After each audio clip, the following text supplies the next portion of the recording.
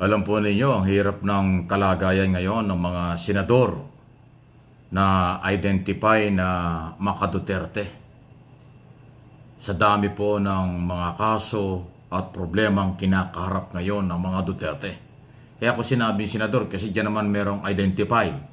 Diba? Tulad na Robin Padilla, ni Bato de la Rosa, Senador Go, si Tolentino, nag-alanganin na. Binabanata na nga nila dahil dating Duterte tila kumakampi na ngayon sa Malacanang kasi majority leader na nga ng Senado. Sa Kongreso, wala talagang aasahan kasi isa lang yata ang kakampi sa Kongreso o dalawa. Yung taga Davao lang pareho. Kasi dalawa yung taga Davao City. Okay? O kung ilan man kung ilan man. Pero siyempre yung anak, si Pulong lang. So talagang mabibilang mo sa daliri, talagang tsaka matahimik sila. Kung paano idepensa itong katakot-takot na mga public hearing at mga kasong kinakaharap ng mga Duterte. Sa Kongreso, human rights violation, ang isang napakainit na isu laban sa mga Duterte. Tungkol sa illegal drugs na nasasangkot ang mga dating kaibigan at kasamahan ni Duterte tulad ni Michael Yang at iba pa. Sa graft in corruption ay nabanggit din yan at iba pa. So, pati yung ICC kasama dyan. At ngayon ang ICC nga ay painit ng painit na tila hindi na talaga mapipigilan. Kahit ang mga opisyalis ng Malacanang noong araw ay matatag ang sinasabing talagang naniwala ang mga tao na pag ayaw ng gobyerno ay wala talaga magagawa ang ICC. Ngayon lumabas na ang totoo, hindi pala. Kahit ayaw ng gobyerno, hindi kayang pigilan ng ICC mag-imbestiga at kahit na maglabas man ng warrant of arrest, hindi rin kayang pigilan ng gobyerno kapag Interpol ang magpapatupad nito.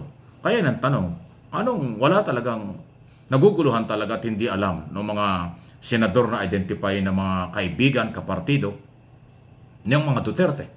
Kasi una-una, si Senador Bato, isa sa mga pwedeng imbestigahan at maaresto ng Interpol kapag gumalaw na talaga ang ICC. Maliban dyan, yung mga kasong kinakarap, di ba si dating Pangulong Duterte kinasuhan ng plunder before Office of Department of Justice ni Trillanes. Tapos, ng isang linggo, another case naman, yung kay Pulong Duterte, kay Attorney Carpio, asawa ni Vice President Estrada, Vice President Inday Sara Duterte, tungkol naman sa di umano'y smuggling at kung ano pang mga illegal ng nakaraang gobyerno. So, patong-patong na. Kaya hindi mo rin masisi kung bakit yung mga senador na dati napakaiingay tulad ni Robin Padilla sa katatanggol sa mga Duterte, ngayon natahimik din siya. Hindi rin niya malaman kung paano niya. Siyempre, may kaso sa international, may kaso rito. At patong-patong, paano yan? Ang masakit dito, nababawasan pa sila, palit ng palit. Although siya na ngayon yung presidente ng partidong PDP. Na dating kailan lang sila nagpalit ng dating Secretary si Cuse, di ba? Ang chairman dyan ay si former President Duterte. Pero yung mga ibang politiko dahil kakandidato por senador, naglaylo rin sila dahil gusto nila na huwag magalit ang tao. Dahil sila ay identify na sa mga Duterte, pagka sila lumantad pa ngayon sa panahon ito, baka makalimutan sila sa eleksyon. Ay malapit na eleksyon. Sa Mayo, iilang buwan na lang ng 2025. Kaya talagang hirap sila. Hindi naman pwedeng asahan itong mga vlogger at tagapagtanggol nila dahil puro sabit din ang inabot.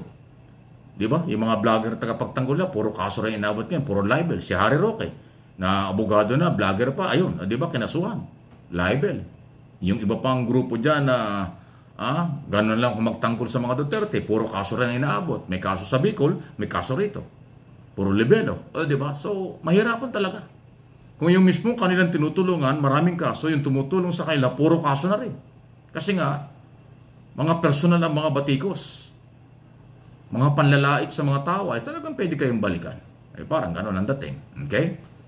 Ayan. So, lahat sila may kaso. Yung pinagtatanggol, at yung mga vlogger at abogado nagtatanggol, may mga kanya-karing kaso. Lalo na si Roque, sasabit talaga dito sa Pogo. Malinaw dun sa hearing. Kung nakalusot siya sa hearing sa Senado, sa Kongreso hindi. Umamin siya kaya na kanya talaga yung bahay. Kasi nga naglabasan yung dokumento at saka po yung, ito may bago pa pinapalabas niya pinaupahan daw niya yung kanyang bahay sa Baguio doon sa mga Chinese na may-ari ng Pogo. Lumalabas ngayon yung company. Mukhang may kinalaman din siya, hindi lang direktor. Naloko na talaga.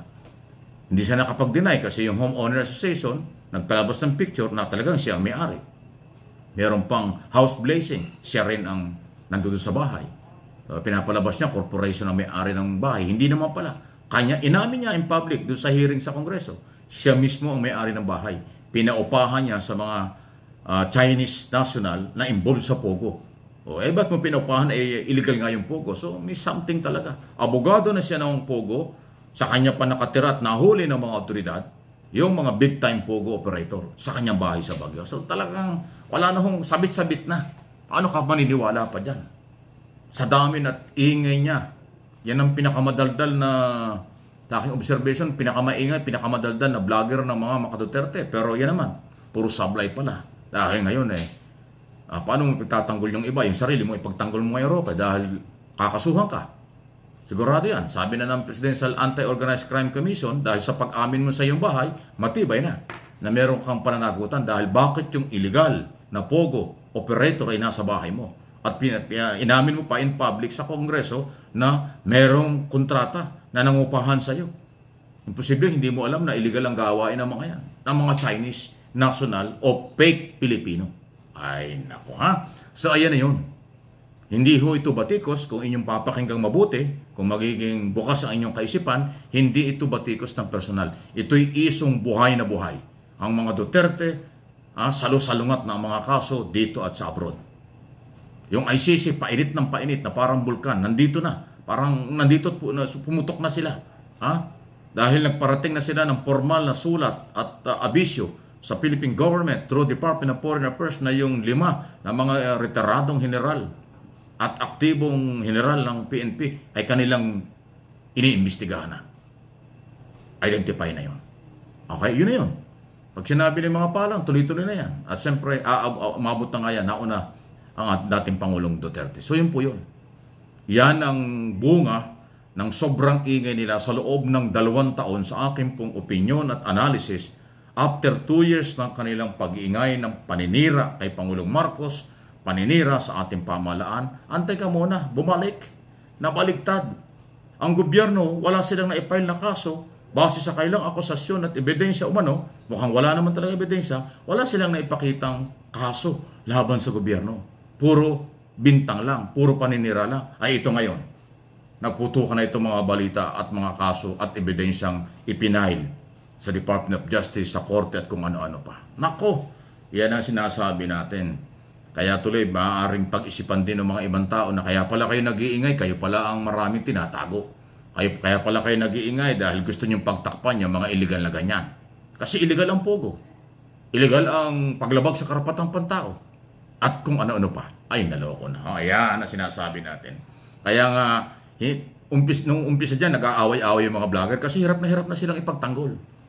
Tapos bandang huli, itong mga vlogger dito sa Manila, sa Pilipinas, kinasuhan na rin. Tapos yung vlogger na sa Amerika, patong-patong na rin ang kaso. Naku, lahat sila may kaso na. 2-5 na sa kanilang kaso. Dahil nga ho sa fake news at personal na pag-atake. Ingat kayo yan, delikado pagkahuyan ang inyong ginawa. At napatunayan na. Kasi yan na yung inyong problema ngayon. Any comment, reaksyon, malaya po kayo. Maging matalino sa mga comment, reaksyon para pag nabasa at nadinig ng ating mga viewers, ng ating mga kabayan, maging matalino rin sila. Dahil itong aking layunin, makapaghatid din ng impormasyong kapupulutan ng aral. Walang personalan hanggat maaari.